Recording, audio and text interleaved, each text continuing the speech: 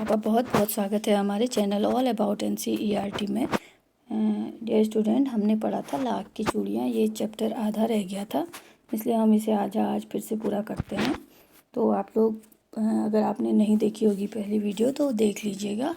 आज हम इसे फिर से शुरू कर रहे हैं और जहाँ से हमने छोड़ा था वहाँ से हम पढ़ते हैं, ठीक है। तो आप लोग ध्यान से देखिएगा।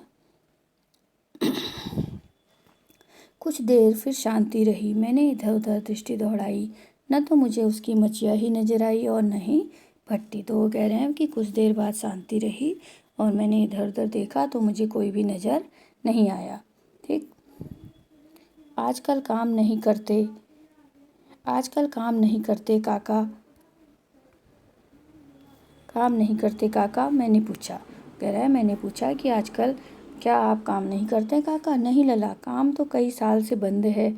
मेरी बनाई हुई लाख की चूड़ियाँ कोई पूछे तब तो। गांव-गांव में कांच का प्रसार हो गया है। वह कुछ देर चुप रहा, फिर बोला, मशीन युग है ना या लला। आजकल सब काम मशीन से होता है। खेत भी मशीन से जोते जाते हैं और फिर जो सुंदरता कांच की चूड़ियों में होती है वो लाख की चूड़ियों में नहीं होती। कहाँ संभव है, ठीक है। अब वो क्या कह रहा है, जो लाख की चूड़ियाँ बनाता था उससे पूछ रहा है वो कि काका आजकल आप काम नहीं करते? तो वो कहता है कि नहीं, मैं यह काम तो कई साल से बंद हो गया है। अब तो कोई लाख की चूड़ियों को पूछता ही नहीं है। हर कोई कांच की चूड़ियाँ पसंद करता है और कांच का प्रसार हो गया है। फिर बोला, यह तो मशीन का युग है लला। तो वो कहता है कि यह तो मशीन का युग है, यहाँ सब कुछ मशीन से होता है। आजकल खेत भी मशीन से जोते जाते हैं और जो सुंदरता कांच की चूड़ियों में दिखाई देती है वो लाख की चूड़ियों में नहीं दिखाई देती। लेकिन कांच बड़ा खतरनाक होता है, बहुत जल्दी टूट जाता है। मैंने कहा, नाजुक तो फिर होता ही है लला। कहते कहते उसे खांसी आ गई और फिर वह देर तक खांसता रहा। तो वह कहता है कि कांच तो बड़ा नाजुक होता है, बहुत जल्दी टूट जाता है। मैंने कहा, नाजुक तो होता ही है। कहते कहते उसे बहुत खांसी आने लगी और वह ज़ोर ज़ोर से खांसने लगा। मुझे लगा उसे दमा है। अवस्था के साथ साथ उसका शरीर ढल चुका था। उसके हाथों और माथे पर नसें उभर आई थी। जाने कैसे उसने मेरी शंका भांप ली और बोला कि दमा नहीं है, मुझे फसली खांसी है। बोलता है कि मुझे दमा की बीमारी नहीं है, मुझे फसली खांसी है। यही महीने 2 महीने से आ रही है, 10-15 दिन में ठीक हो जाएगी। तो मुझे लगा कि उसको दमा हो गया है और उसका शरीर भी बहुत ठर चुका। लेकिन वो समझ गया कि मैं क्या सोच रहा हूँ उसके बारे में, तो वो खुद ही बोल देता है कि नहीं, मुझे दमा नहीं है, मुझे तो फसली खांसी है और थोड़े दिनों में ठीक हो जाएगी।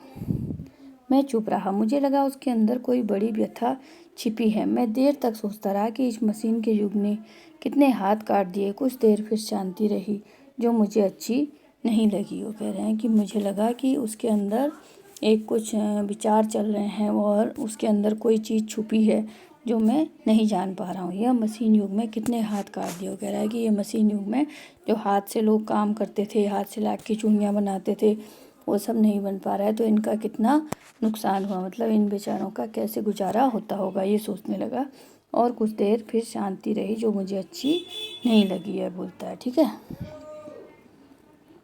अच्छी है लला, बहुत अच्छी है, उसने कहकर उत्तर दिया। और अंदर, आम की फसल कैसी है काका? अब उसने क्या पूछा, आम की फसल कैसी हो रही है काका? कुछ देर पश्चात मैंने विषय बदलते हुए पूछा। अच्छी है लला, बहुत अच्छी है, कहकर उसने उत्तर दिया। फिर कहता है कि मैंने उससे पूछा कि अब आम की फसल कैसी हुई है? तो वो कहता है कि बहुत अच्छी है। तो और बेटी को आवाज़ दी, अरे रज्जो, लल्ला के लिए आम तो ले आओ। फिर वो अपनी बेटी को आवाज़ लगाता है और कहता है कि लल्ला के लिए आम ले आओ। फिर मेरी ओर मुख्तिब होकर बोला, माफ़ करना लल्ला, तुम्हें आम खिलाना तो मैं भूल ही गया था। फिर कहता है कि मुझे माफ़ कर देना, मैं तुम्हें आम खिलाना भूल गया था। नहीं नहीं काका, आम तो इस साल बहुत खाए हैं। वाह वाह, बिना आम खिलाए कैसे जाने दूंगा तुमको। फिर वो कहता है कि नहीं नहीं, आम तो तुमने खाए होंगे लेकिन मैं बिना आम खिलाए तुम्हें कैसे जाने दूंगा। फिर वो कहता है, मैं चुप हो गया। मुझे वो दिन याद हुआ है जब वह मेरे लिए मलाई बचा कर रखता था। फिर कह रहे हैं कि मुझे वो दिन याद आ गया जब वह मेरे लिए मलाई भी बचा कर रखता था। फिर मैंने पूछा, कहते हैं कि फिर मैंने पूछा गाय तो अच्छी होगी ना, गाय अच्छी है ना काका, मैंने पूछा। गाय कहाँ है लला, 2 साल हुए बेच दी, कहाँ से खिलाता। इतने में रज्जो उसकी बेटी अंदर से एक डलिया में आम ले आई, ढेर सारे आम ले आई। ये तो बहुत हैं काका, इतने कहाँ खा पाऊँगा। मैंने कहा वाह वाह वाह, हंस पड़ा। जहरी ठहरे ना, मैं तुम्हारी उम्र का था तो इसके चौगुने आम एक वक्त में खा जाता था। आप लोगों की बात और है, मैंने उत्तर दिया। अच्छा लला बेटी, लला को 4-5 आम छाँट कर दो, सिंदूरी वाले देना। देखो लला कैसे हैं, इस साल यह पेड़ तैयार हुआ है। वो अपनी बेटी से कहता है कि इसको 4-5 अच्छे वाले आम छाँट कर दो, सिंदूरी वाले, ठीक है। रज्जो ने 4-5 आम अजूली में भरकर मेरी ओर बढ़ा दिया। आम लेने के लिए मैंने हाथ बढ़ाया तो मेरी निगाह एक क्षण के लिए उसके हाथों पर ठिठक गई। गोरी गोरी कलाइयों पर लाख की चूड़ियाँ बहुत ही फब रही थी। अब वो कह रहा है कि जैसे ही वह मुझे आम देने लगी तो मेरी नज़र उसके हाथों की तरफ गई और उसकी गोरी गोरी कलाइयों में वह लाख की चूड़ियाँ बहुत ही अच्छी लग रही थी। बदलू ने मेरी दृष्टि देख ली और बोल पड़ा, आखिरी यही आखिरी जोड़ा बनाया था जमींदार साहब की बेटी के विवाह पर। 10 आने पैसे मुझको दे रहे थे, मैंने जोड़ा नहीं दिया, कहा शहर से ले आओ। फिर वो कहता है कि यह मैंने आखिरी जोड़ा चूड़ी का बनाया था जो कि जमींदार साहब की बेटी के विवाह पर दे रहा था, लेकिन वो मुझे 10 आने दे रहे थे तो मैंने नहीं दिया।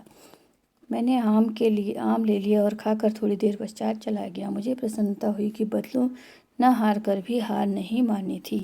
तो कहता है कि मुझे खुश हुई कि बदलू फिर भी हार मानी नहीं थी और वह अपना काम कर रहा था। उसका व्यक्तित्व कांच की चूड़ियों जैसा न था कि वह आसानी से टूट जाता। तो वो कहता है कि उसका व्यक्तित्व ऐसा नहीं था जो कि वह हार मान जाता, मतलब आसानी से निराश हो जाता, ठीक है।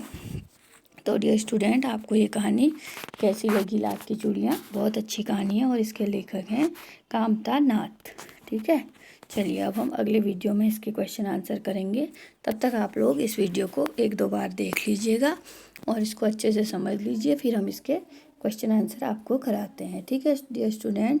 और मैं आपको कहानियाँ भी करा रही हूँ, आप लोग मेरी कहानियाँ भी ज़रूर पढ़िएगा, आपको बहुत मज़ा आएगा।